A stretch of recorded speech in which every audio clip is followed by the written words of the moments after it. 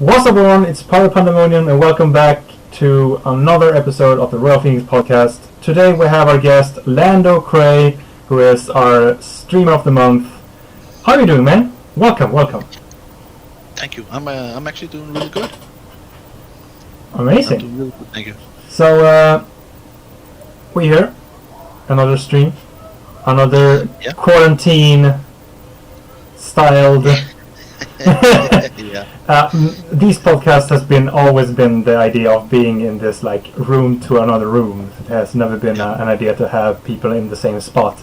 So we're kind of good with this kind of idea of podcasts. So we don't need to worry about that. I mean, you have a ton of options using online media to reach an audience. Yes. So this type of podcast is also the main reason of this podcast to really give a spotlight to smaller streamers that actually is bigger than us. So in this case, we are honored more to have a guest on our show than having them honored to be part of it. So it's us making sure that we all together gives each other a shout out in their own case. So Landoe Cray, can you introduce yourself a little bit more? What you do on Twitch and what you stream and what your main games in this case is? I would say I'm a variety streamer. I have a bunch of games that I play. Some I don't play on stream and some I do play. My main game is World of Warcraft. It's a game I'm very passionate about. I also play other MMOs like Elder Scrolls Online, Star Wars: The Old Republic. There's another one. What's it called? Lord of the Rings. Sometimes.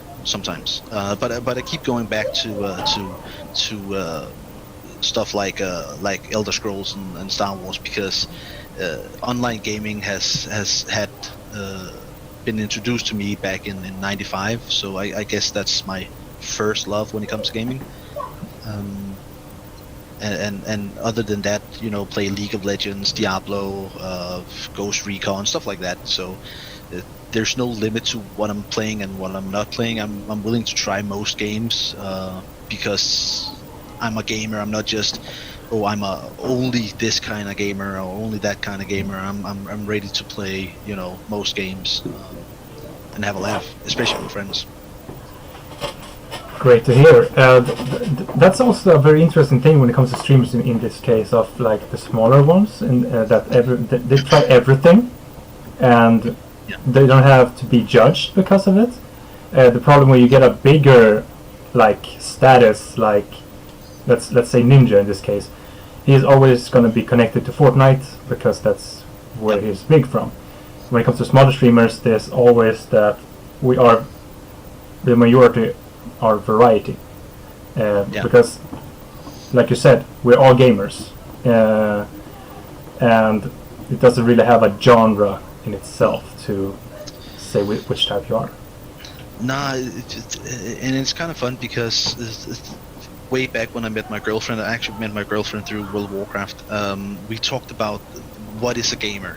Back then it was very focused on male or female gamers, who could be a gamer, what is the, are you a girl playing video games, are you a guy play video games? And I tend to just say, if you're a gamer, you're a gamer. It doesn't matter if you stand up to take a piss or sit down to take a piss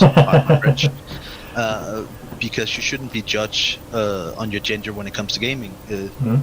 I mean, some people want to use voice chat, some don't for obvious reasons, but I think it's important that we share a connective passion for gaming, and it doesn't matter who you are, and a lot of people now 2020 doesn't really care if you're a guy or a girl playing video games, so I think that's cool that you can be you playing whatever game you want. Great to hear. A funny thought I just got when it comes to gamer in this case. There's always been a topic now when it comes to gamers that people that play games on phones are not considered gamers. Like if you play Candy Crush or something like that. You're not a Yeah. gamer. So, but now these days, the majority of the games, like card games, like Hearthstone and Legends of Runeterra, has now gone over to mobile phone, and same goes for the League of Legends are doing their own mobile game, the same as the one they have now, which is called Wild Rift, coming pretty soon. I think even it's delayed. I know it's delayed, but it's gonna be out before the end of the year, I think.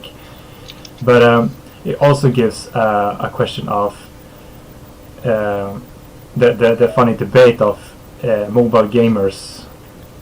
Are they a category in itself, or they are basically gamers in an own genre? Yeah, and it's funny you say that, because way back it was like, if you play console, you're not a gamer, or if you play PC, you're a gamer. You know, PC master race. Yeah. And for me, I've never been into that. I preferred some games. I really do prefer on PC, and some games I do prefer on console. Nowadays, that you can get basically any game for any type of console or system that you play on. Some games I just prefer to play with a gamepad now that it's optional on PC as well. Yeah. For me, that's the difference. I mean, we have PlayStation, we have Nintendo Switch, we have 2 gaming PCs in our house. So for us, it's not about what you play on, just that you're enjoying what you're playing. We also play, mobile games. Yeah. So for us, a gamer is just a person that enjoys video games. Yeah. Whether it be mobile, tablet, the works. Yes. Oh, I see your quality has gone low now. Apparently, you got pixelated a little bit. Oh yeah. Oh God.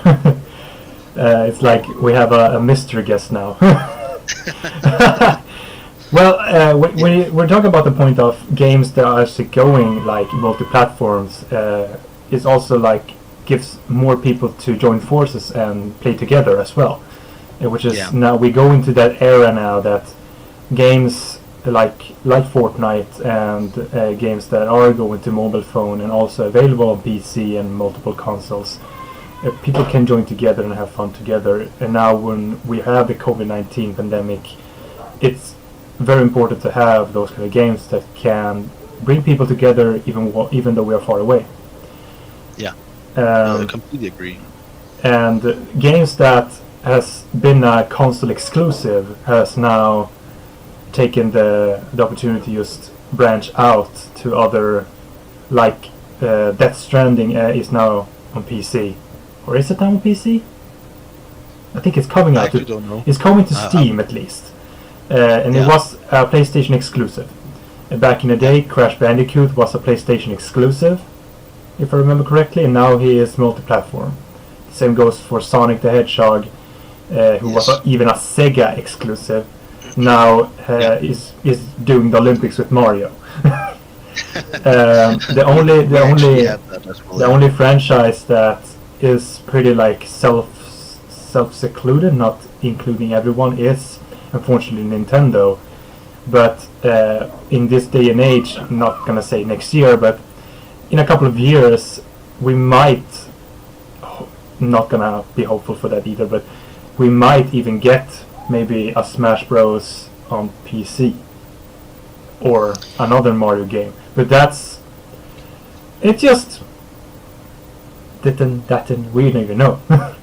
Nintendo might stay the same in like 30 more years, and we're still gonna beg for a Smash Bros cross-platform game. I mean, they're still around, so I guess they're doing something right at least. Yeah. I think it's just now that Animal Crossing has been tipped off the #1 spot when it comes to video games. Yeah. And that's an exclusive. And there's also, I think it's something Ghost something Tokyo, which is also going to be a PlayStation exclusive, which a lot of gamers actually were very, very outraged about. Which I do understand, because I've seen the trailer, and it's a game that looks very interesting if you're into that kind of games. So I understand that people want multi-platform games, but it's also very expensive to develop. People need to know that as well, that you don't just develop a game for multiple platforms overnight. Yes. Which also brings back to Death Stranding in the case that it was just PlayStation exclusive, and then after that success, it decided to go out to Steam because of the good response it got only on PlayStation. Yeah, it's Kojima as well. It's Kojima as well. So he has whatever he do, it becomes a masterpiece, and the wait is always going to be something that we all expect from him. It's like waiting for James Cameron for the next movie or something like that. It's worth the wait. A good that's true, but a good example of doing stuff right. Final Fantasy, when it launched, was for some people, most of the players, a huge disaster. The Final Fantasy 14 Online. The online version. They took it down for a year. Yeah. Listen to the players, listen to the fan base, and rebuilt the entire game, which has now got a huge popularity and it is still rising in this day and age. So developers listening to the player base is also very important. Yes. And with some games, it's just they don't. So doing it right also has a financial impact that you might have to take something down for a while and fix whatever issue that might be. A game I'm going to try. I just played, the intro of the game. Is Vampire. Vampire with a Y. Yeah.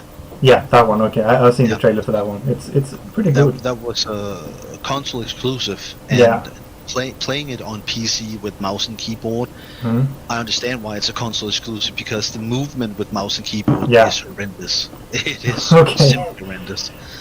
You have a controller that you can connect to the PC, so you switched over to that instantly after the experience. When I'm gonna try it, I'm gonna play it on stream. When I'm gonna try it, I'm gonna use the controller, because playing it with mouse and keyboard, I was ready to pull what little hair I have out.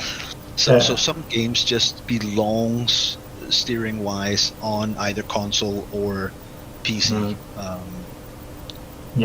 And the good thing about PC though as well is you can connect the controller if you need if you have the movement. It's not like works with the keyboard.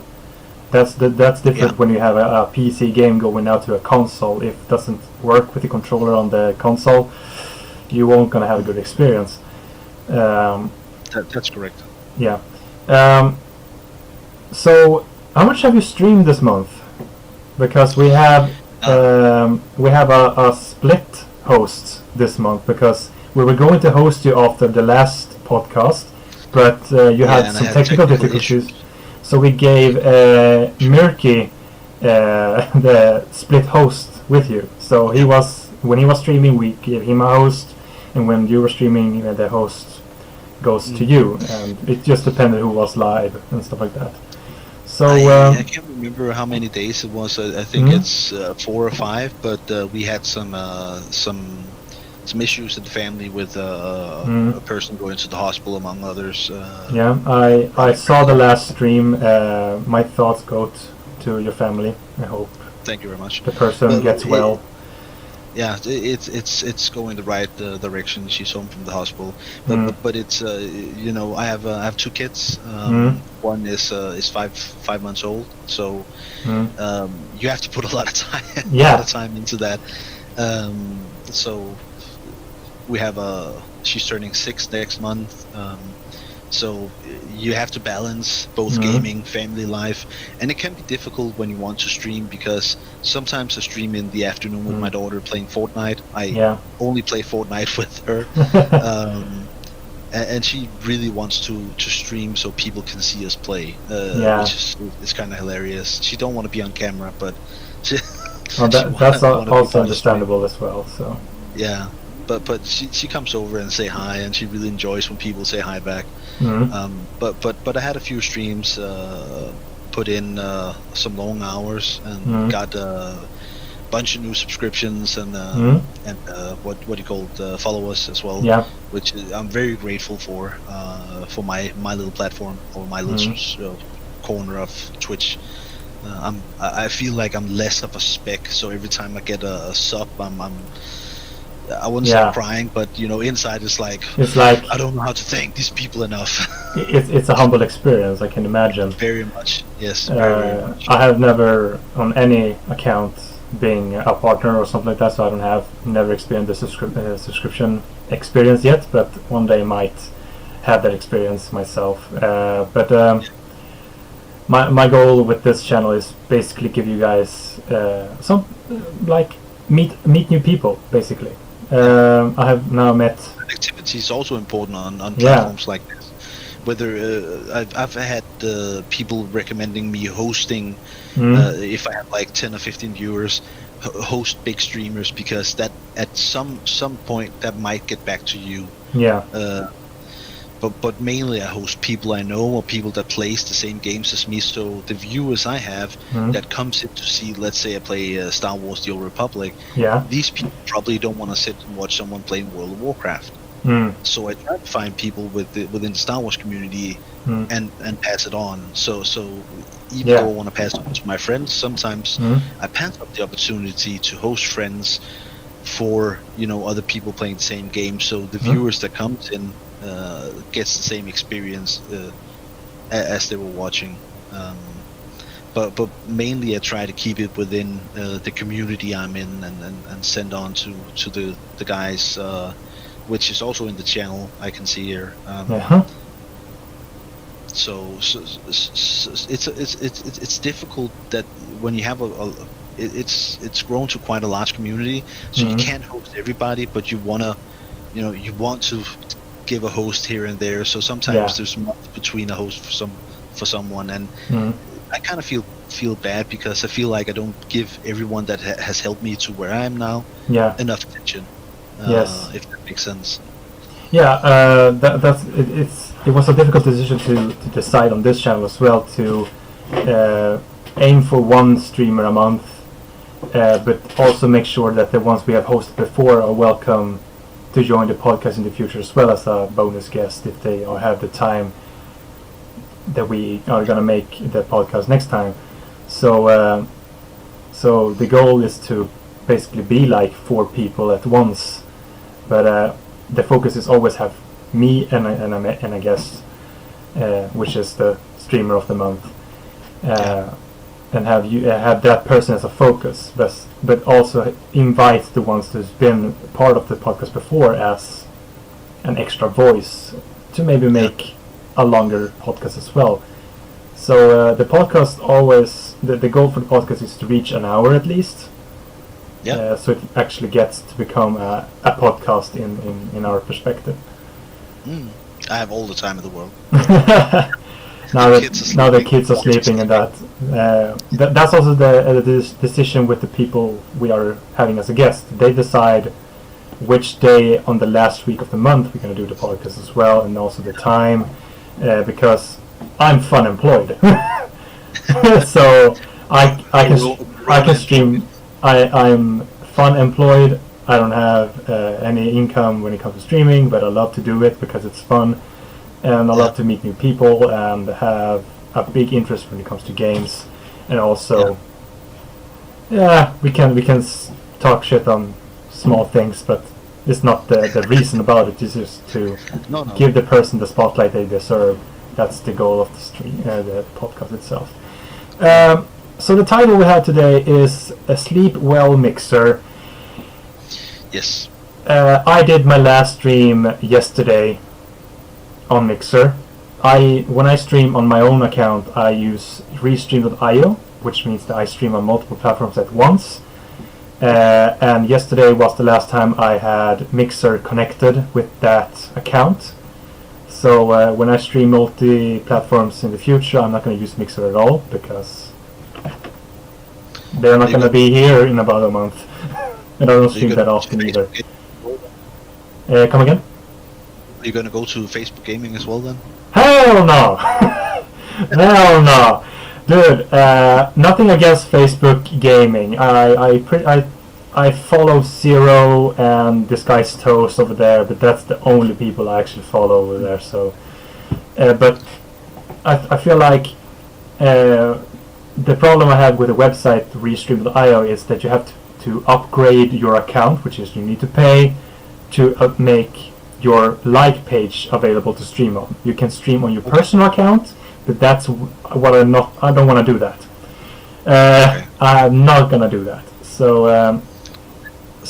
at the end of the day, I have pretty much 5 other platforms to stream from anyway. I have Twitch, Yeah. YouTube, D Live, and Nemo TV, and of course for memes I use Periscope. Okay. So I have 5 other streaming platforms anyway, so I'll be fine. Yeah. I'll be fine. And Facebook, I I have Facebook connected when I go live anyway, so my like page automatically posts with a like a post said pick your poison, and then there are links to all the 5 streaming platforms I stream from. So it's more like a notification than using it as a live stream platform for me. Yeah. But it's an interesting thought that Mixer just abruptly stops within a month. Go to Facebook, have a nice day. There has to be something in the background that we don't know about. I know the viewership from some of the big streamers going from Twitch to Facebook has been lackluster, so to speak, when you look at the numbers. But there has to be more than just that. Whether they gave out 2 big contracts or I think a theory is or basically they stated it in a post on Twitter, I think, that their vision of Mixer before it was a streaming platform called Beam, which I was part of that community before we switched. We got bought up by Mixer. I had like an emblem logo of the Beam logo when you could see my Mixer account, which I am from that community. So I have been like from 2015 part of that community, and then just jump over to Mixer. But anyway, their vision of making a streaming platform for them, the vision they had wasn't what they could accomplish in that time they have been active. It's been like 5 years now, 4 years they have been Mixer, and the goal they put themselves wasn't even close to where they are now. And the investment of getting Ninja, getting Shroud, among other smaller ones, it was for them like a bad investment. So they decided to jump ship, or basically just sink it themselves by sending them on a separate boat. Which actually backfired for some reason, because when I stopped my stream yesterday, I went to the main page, and everyone is suggesting to go and follow them on Twitch. So if in the future now, this coming month, at the starting page there is a square that said "Welcome to Facebook Gaming," and then under there are other people streaming at the moment, and everybody had a frozen picture with the Twitch logo and say, "Follow me at twitch.tv/their name." Yeah. Everywhere. Wow. Everywhere. And there's nobody, there's nobody asking like, "Come and join me on Facebook Gaming." Nobody has that picture. Nobody has that picture. So it is like they expected to help Facebook out, but instead it's backfiring on them because they know Twitch can give you a better opportunity.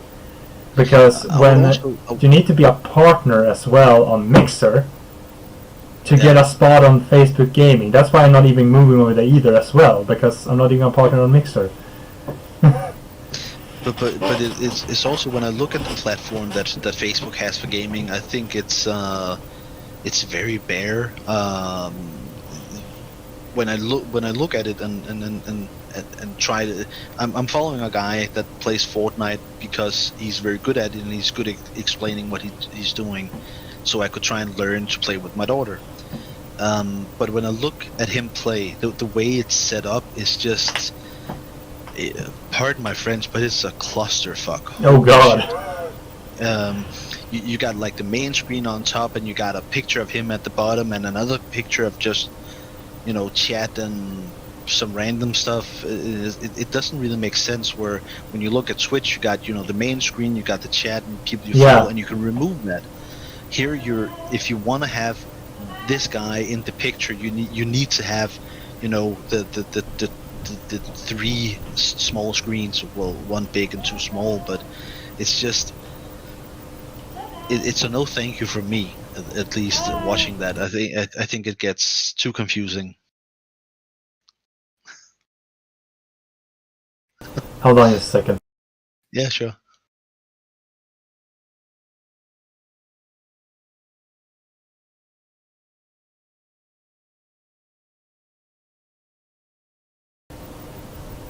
So, wife got home. No, I live with my family. Okay. I'm a student, so Okay. to help out here in my family, I can live with them as long as I keep my studying on. Now we have summer vacation and stuff like that, and now Yep. they were doing pancakes. Oh. And I said, And why I'll don't you have a studio in your apartment so we can come and have pancakes while having podcasts? That's very rude. Okay. You can't just throw pancakes in the mix and say, oh yeah, but we're having pancakes, and you can sit in 35 degree apartment. I can't have the pancakes right now. I said in 30 minutes I'll be done, and my sister giving me the face like, you're gonna be without pancakes. So I was like, okay. I'll be fine. I have my glass of Coke, so I'll be fine. I work would like this. I would have elevator music going on, be like, 5 minutes, guys, I need pancakes. Yeah, just sure. eating like 10 of them in like 4 minutes, like, then coming back. Yeah. Anyway. When it comes to platforms, I would say I've thought about trying YouTube before I started Twitch. Okay. I was thinking about it, but I never really knew how to get into it. Where Twitch was just you log on, you create an account, and you're already just having an account to be a viewer already sets you up to be a streamer. Yeah. On YouTube, I think it's I've tried to look at it, but I'm not a tech whiz, but I'm like, okay. I'm gonna leave YouTube alone, and then I met some really cool people on Twitch that really helped me get going when it came to set up my stream, and I've done a lot of this stuff myself, but when it comes to the small stuff, they really helped me make it better and make it more viewable with customizations and overlays, and I'm one of those guys, less is more. I don't need jungle in my screen. Like some people have, and that's fine. I mean, I'm not judging, but for me, I just want, you got my picture, you got the game. You're gonna watch the game. You're not gonna watch me. I'm not gonna fill, 1/4 of the screen. I don't want to be one of those people. Yeah. So when it comes to the setup and being introduced on Twitch and getting into this community where everybody is helping everybody out in one way, shape, or form has been fantastic. I mean, I every time I get a chance, I can't thank these guys enough. So it's for me, it's just been a natural thing staying on Twitch instead of saying, okay, it could be interesting on whether it be Mixer or YouTube or whatever. It's just I got this here right now, and I'm not gonna try my luck somewhere else. Not because I'm afraid to have to build up a viewer basis again, but just the hassle of figuring out something new when you're not a tech whiz is like, oh god, I can't be bothered.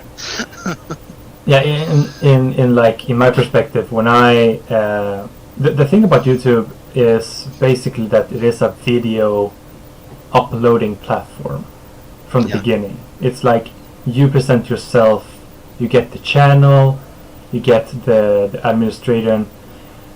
Oh, that's a nice comment right there. Thank you, Thunder. Shout out to Thunder, Thunder. he's taking a break right now from streaming, but he's a Yeah. fantastic streamer, very cool guy. Yeah.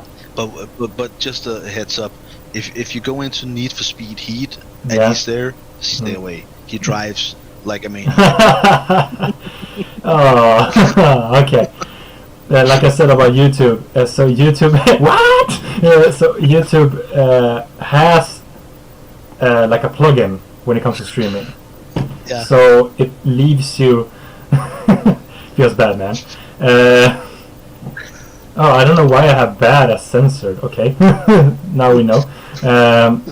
So it leaves you, like, it's gonna give you. If you want to stream on YouTube, you have to like let it be for 24 hours. So they can like confirm that you can be available to do streaming on YouTube, because they're looking for the videos you have made before and how the views and that has been, and they're pretty nice and letting you with a pass anyway. But it is like the waiting game when it comes to YouTube. If you want to stream on YouTube, you have to wait for at least 24 hours to get confirmed. If you haven't been confirmed earlier, you can just pretty much go on the get-go. But Twitch, I remember when I joined Twitch for years ago, and I say that it's simpler now to join the streaming aspect of Twitch than before. They have made it so much easier to just stream on Twitch. That's why we're doing the podcast on Twitch, because even though we like YouTube as the platform they are, we make videos under our name.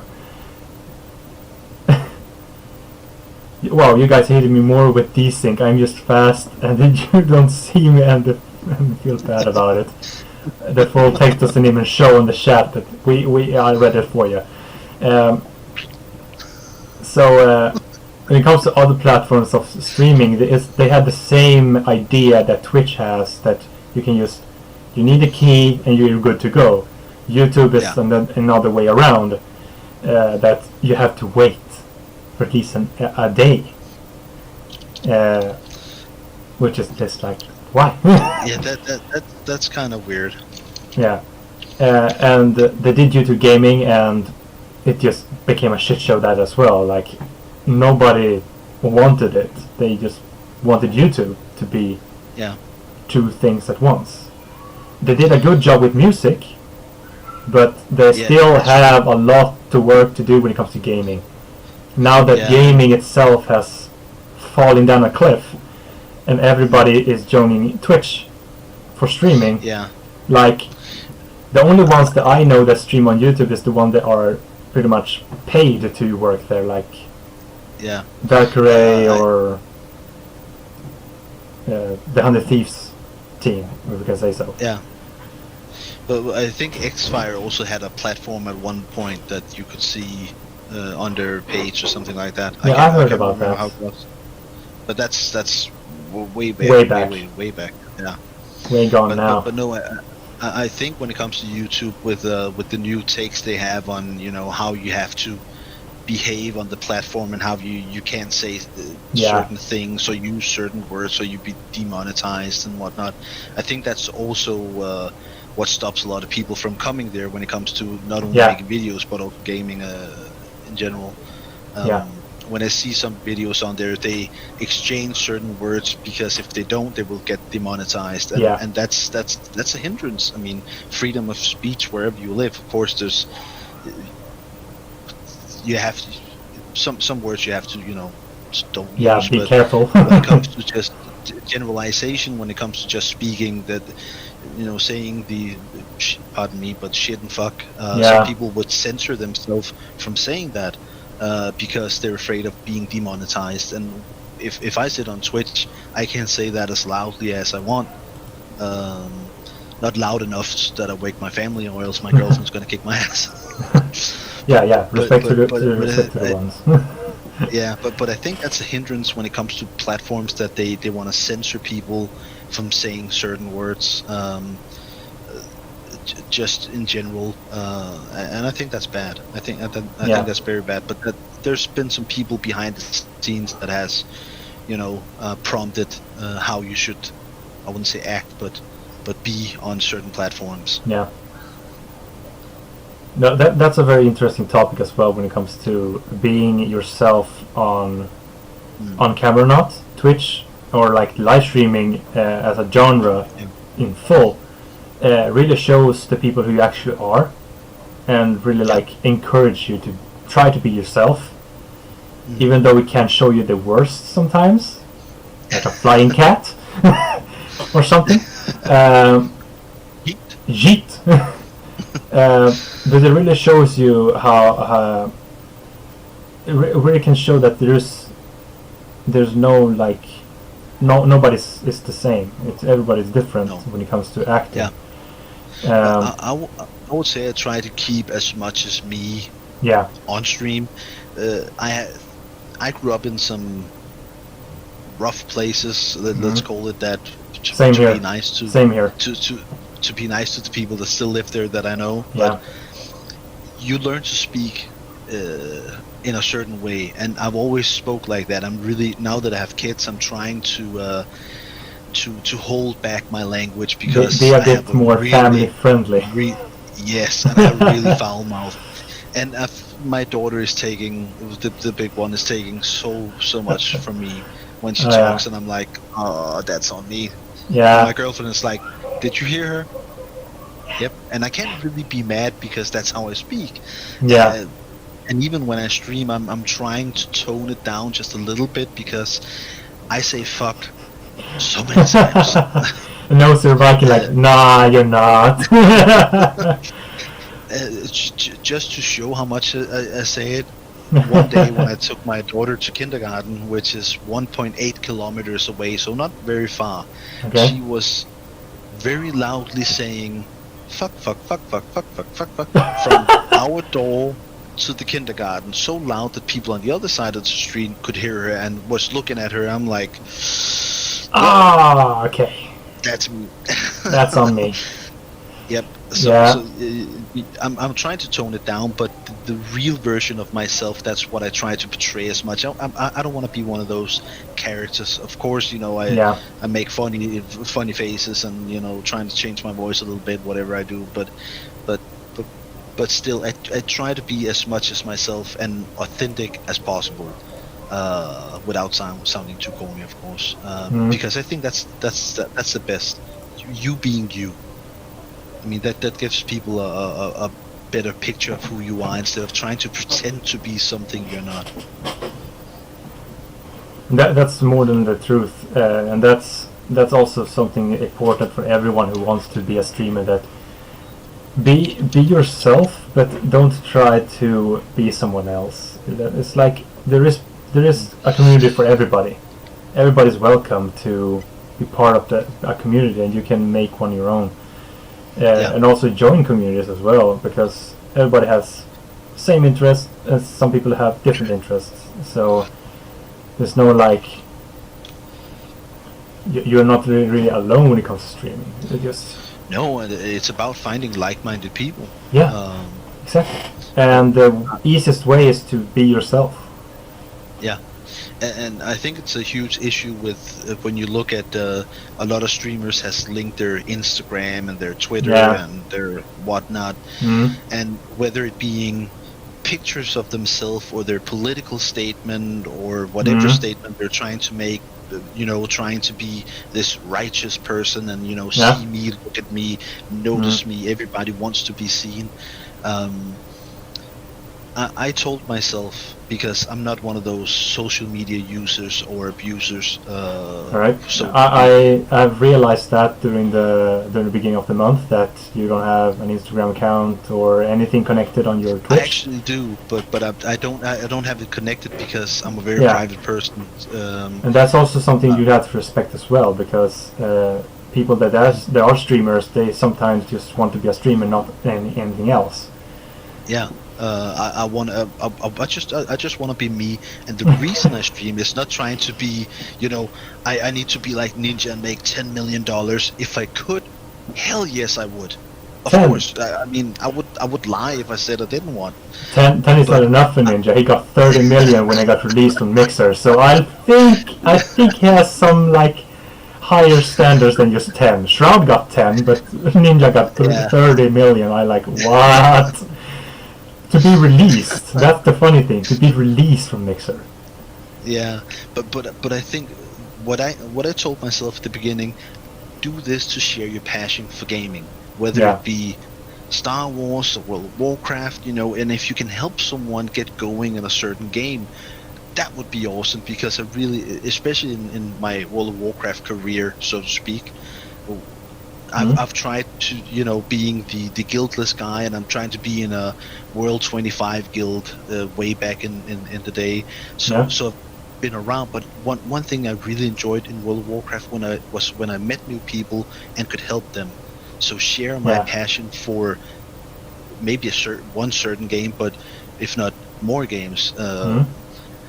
Instead of being one of those, I need an Instagram to show, you know, look at me, I have this fabulous lifestyle. I'm the most boring person in the world. So, you me both, dude. You me both. I have an Instagram connected, but the only thing I had is like my profile picture is a black picture. I don't even have my face on it. No. The last picture I did was a black picture of Black Lives Matter, and there's like, I don't have that interest in life either. So especially now we are locked up. So and I'm a dance teacher as well. But now that summer is here, I don't even work during summer. Okay. I only work during the school like months.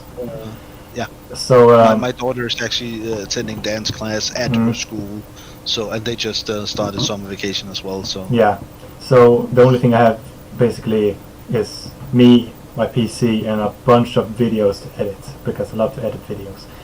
And from what I know from one of my friends, is stuff like that can take a hell of a long time. Yeah, but it's like a Zen garden for me. It's like when people like cutting the trees from you, like the bonsai, the bonsai tree. For me, it's like editing a video is my bonsai tree. So that's just for me. It's like inner peace. Namaste. Yeah. Anyway, so we are closing in on like how long are we streaming? 46 minutes, which is pretty good. Pretty good. Yeah. We are not even half of the things I wanted to talk about, but we'll see. Knock it out of the park. Knock it out of the park. So they have delayed Cyberpunk 2077. I don't really care, to be honest. It's not a game I've been interested in. Either. No. A game I'm really interested in. I'm really interested in. I was going to go to the next question instantly, but do you have a game that you're interested to come, or do you have a game that you're anticipated for? Oh yes. Oh. Assassin's Creed. Oh, okay. I would. Why am I not surprised? Like, I can ask every Scandinavian. Every Scandinavian is excited for this. Even I'm from Sweden.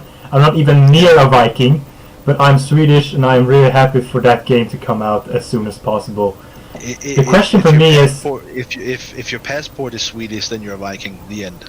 Oh, thank God! I mean, I'm born and raised here in Sweden, and getting that confirmed from another Viking is just like, yes. But I'm just saying, I'm ginger. You know, we are the supreme. Yeah. Okay. The interesting. Let's talk more about Assassin's Creed in this case. So basically, Assassin's Creed Valhalla is the game we're talking about. Yes. Let's see if my screen switch is gonna be good enough, because we're gonna have a trailer here, hopefully like looping here while we talk about it. It's easy on the OBS. I'm using another program today, so that's why we are seeing you two as it is right now.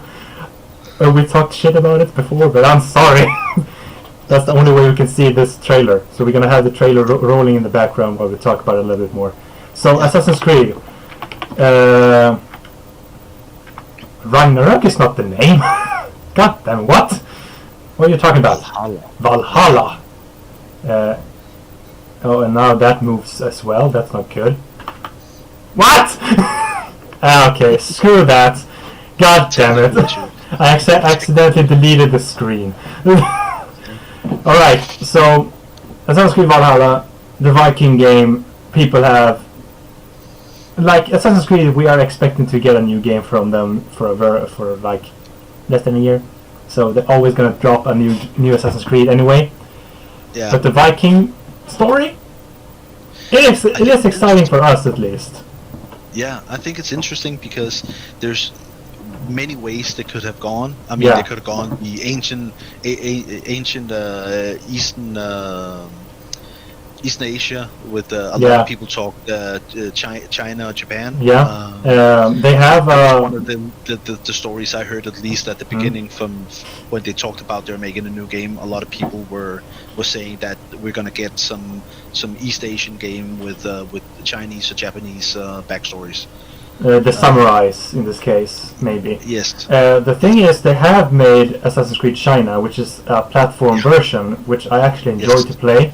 I really want to go back to that. I haven't played that, unfortunately. I might go... I pretty much have every single Assassin's Creed game, but I only played China and the first one, because I have so many games myself that I don't even have time. Russia, I think. There's a Russia and an India. That's a trilogy. And they are not even connected with the main story whatsoever, so it's a side story in this case. Yeah. Which is perfectly fine. Which is fine as well, but there is like a possibility that they can make a full-fledged game based on those three, but I don't think they're gonna do that because they have put the sales on a limit when it comes to those three. They made those three basically because I think it's like they wanted to do something else. They wanted to try something new, and they did that. They didn't sell as much they wished. That's why they didn't continue with another story, but you will never know if they're gonna do a longer game. Very excited when they did Syndicate. The decision of the first, I think it's the first one you can pick either a male or female character. You don't really get to pick in Syndicate because you get to play both of them. Oh yeah, okay. But the choice of having two characters at least, a male and a female, and you pretty much go there.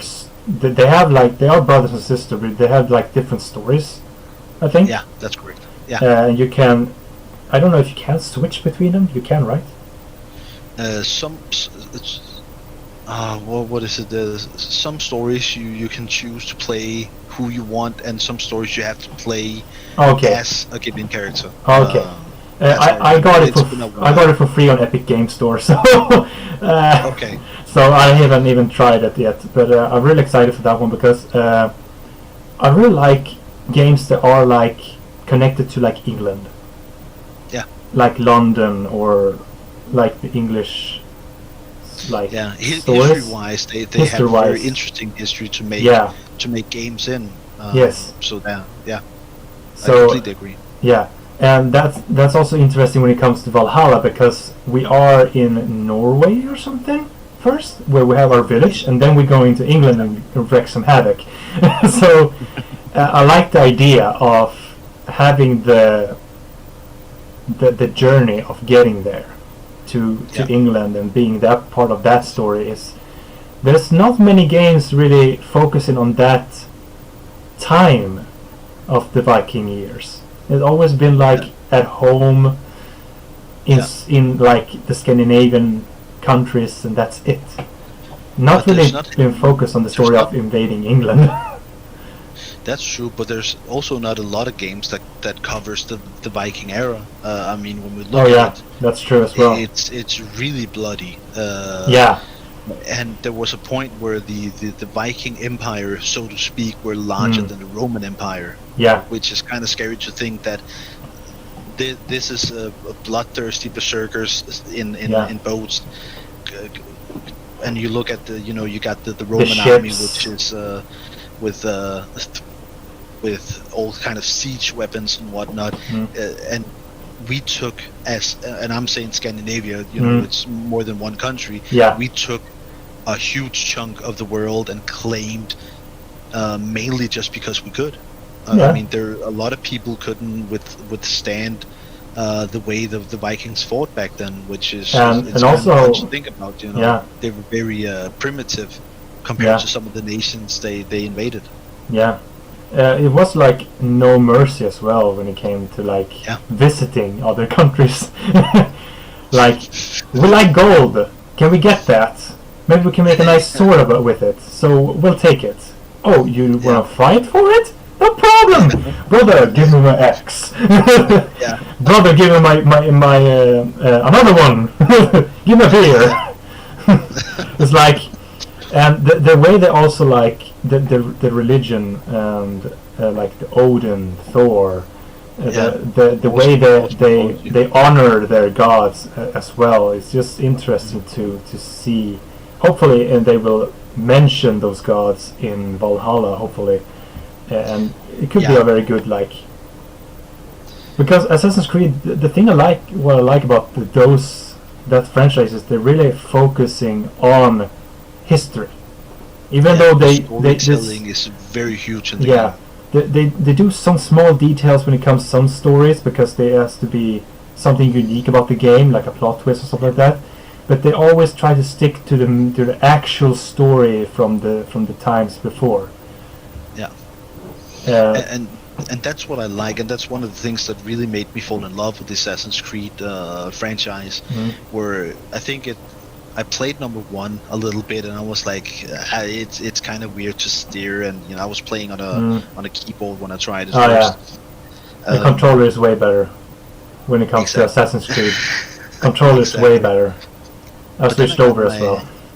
Yeah, I got my hands on Assassin's Creed 2, and I'm like, okay, I need to give this a serious go because I think the story sounded interesting. And then when I sat down and played the game, I really got into you can collect all these things. There's a lot of stuff you can do outside the main mission. Yeah. And when you got to the I can't remember what it's called, but the huge square in Venice. Which game are we talking about now? Is the second one we're talking about? Yeah. I haven't played the second one, so I don't know. So okay, you can spoil me. I don't care.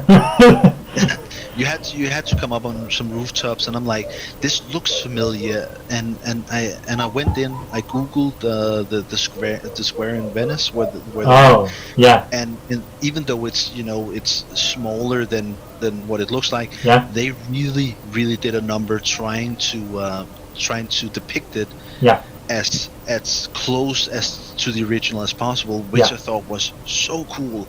And when you played the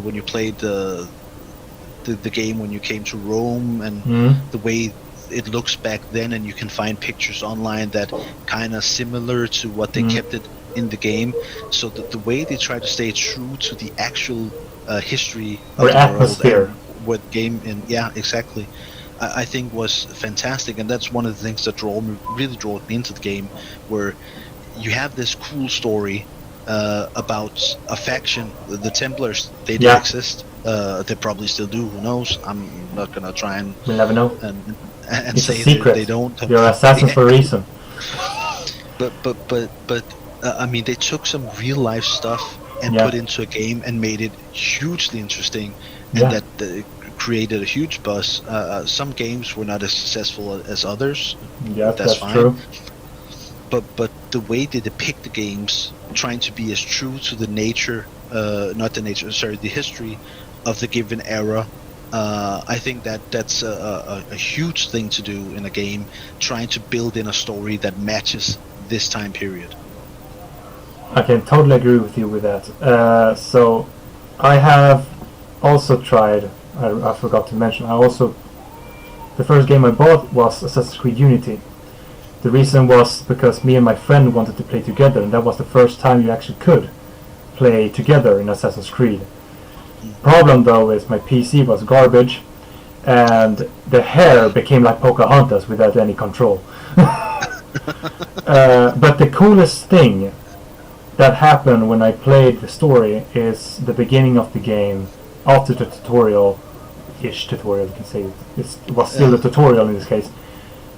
This first save point when you get to see Paris during the French Revolution, it was amazing to see. Even though it was a bit laggy though, but the details on Notre Dame was mind-blowing. And big props to Ubisoft in this case, because Ubisoft is the people behind the game, and not only Assassin's Creed, they also did a great job with other titles which is necessary to have realistic footage, like Steep, the snowboard game, or the Alpine game. Yeah, that is. I have it on PlayStation. It's fantastic. I saw the documentary. They actually lived like up in the mountains in Italy and stuff like that to really get the feeling of riding correctly when you are in the game. It's like the dedication Ubisoft makes for these games are like really respectful. It is, yeah. And I can't wait to see how the feeling on Valhalla when you are riding on the boat. Like the waves is going to be so realistic. Just you talking about the waves will be so realistic that you might get seasick of it. That's things that you get excited for. It's like I can't wait for it to be released. Like, and maybe see some streamer, maybe you seasick. Like, oh, I'm getting seasick now for the waves. God damn. I'm gonna have a bucket next to me. Keep on going. Yeah, and have like a counter in the corner, like times I've been seasick, like 320. All right. Yeah. So. Say, another game just to touch down on. You mentioned Cyberpunk. Yeah. Just one thing. You said it's postponed, which it is. Yeah. Like again. a month and a half. And you said you don't care. I don't care either, because I would rather have a game that's. Of course, there's going to be bugs. There's also always going to be bugs in releases, but I would rather have a game that is taking half a year or a year longer to make to have as much of a clean game as we can get out. That was the reason why they delayed it as well. Huge props to them for actually saying we want to make sure you get a finished product as much as possible. Or you can do a No Man's Sky and just release it and then patch it later on after 2 years being good. Yeah. But that's the thing. I don't think they get enough props for saying, we would rather hold back a product so the consumer actually gets what they're paying for, instead of, okay, you can't play the game for 3 months because, we're too fucking lazy. Pardon my French. Yeah. And I would say not enough gaming companies want to do that. They want to do the early access. We want to push the game. By the way, you want early access, you have to pay the full price of the game, even though it's garbage. So, exactly. and then in 3 years we're going to release the game and maybe patch it up a little bit and have a nice day. So I think what CD Projekt Red is doing is the correct thing, even though big props for them. That's also respectful. You have to respect the decision they make. Even though they have said a specific date that they're going to release it, they're still honest to say that they are not happy with the outcome when it's going to be released. So they delayed it because they're not happy with the results or how they want the vision they have for the game. Another game I'm actually excited for is also a Ubisoft title. It's Beyond Good and Evil 2. And that I'm not sure what to expect from that, to be honest. I got it right. Hold on.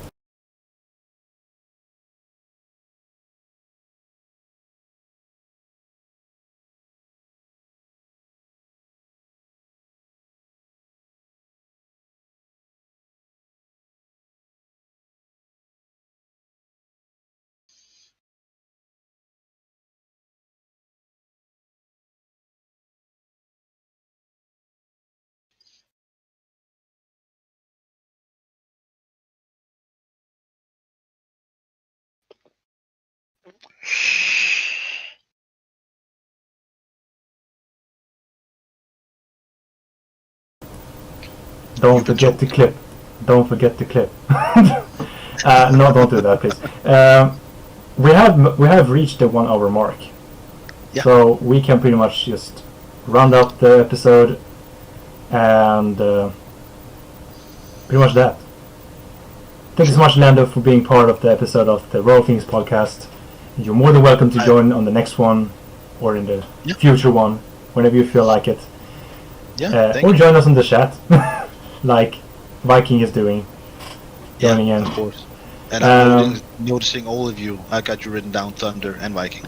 Yeah. But I appreciate it. I thank you very much. Yes.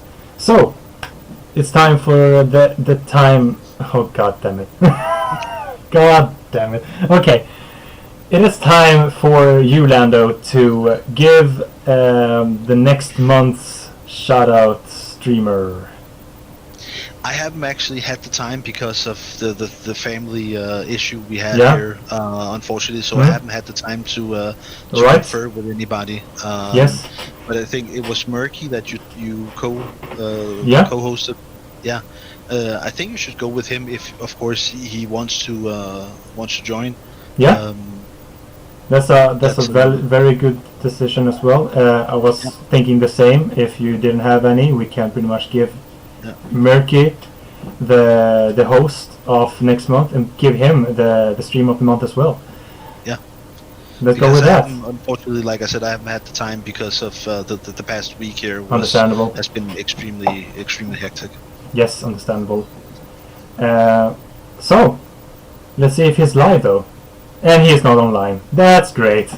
That's great. Yeah, that's fantastic. Okay, let's just find somebody you want to give a host for today, and we're giving Murky the full streamer spotlight next month from then on.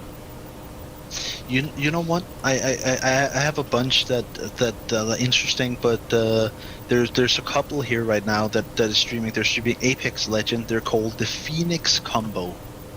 Phoenix. We actually got into the channel because of Viking, due to they had some issues with people using fake accounts. So, they should get some love. All right. So we're giving them the host, the raid. We're gonna raid them actually. So we're not gonna host him. We're gonna raid them. And thank everybody for stopping by on the second episode of the Royal Things podcast with our guest Landoe Cray. Hey! If they wanna support you, you know where you have to find him. Follow him on Twitch. Yes, he's a good guy. The Ginger Nation. Be part of the Ginger Nation. Yes. Paint your hair to be part of it as well, to really support him. And we see all on the next episode, which is pretty much at the end of the next month. With Murky in this case. And maybe some of you has been part of the podcast before, like Viking, Landoe, or even Eddie from the pilot episode can maybe join in as well to be a bonus guest. We'll see. Alright, take care everybody. I'll see you all on the next one. I'm part of Pandemonium and I'm signing out with Shoo!